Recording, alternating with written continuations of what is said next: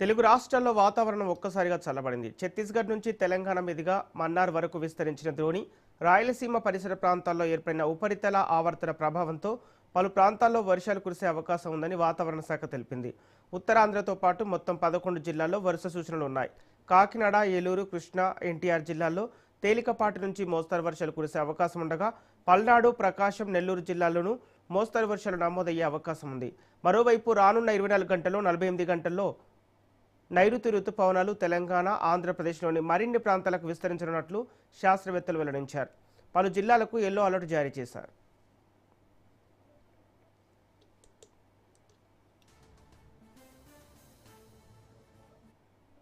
తెలుగు రాష్ట్రాల్లో వాతావరణం ఒక్కసారిగా చల్లబడింది. ఛత్తీస్గఢ్ నుంచి తెలంగాణ మీదుగా మన్నార్ వరకు విస్తరించిన ద్రోణి రాయలసీమ పరిసర ప్రాంతాల్లో ఏర్పడిన ఉపరితల ఆవర్తన ప్రభావంతో పలు ప్రాంతాల్లో వర్షాలు కురిసే అవకాశం ఉందని వాతావరణ శాఖ తెలిపింది.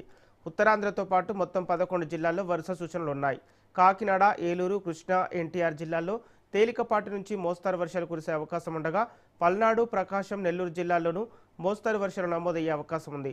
మరోవైపు రానున్న 24 గంటల్లో నైరుతి రుతుపవనాలు తెలంగాణ, ఆంధ్రప్రదేశ్లోని మరిన్ని ప్రాంతాలకు విస్తరించనున్నట్లు శాస్త్రవేత్తలు వెల్లడించారు. పలు జిల్లాలకు ఎల్లో అలర్ట్ జారీ చేశారు.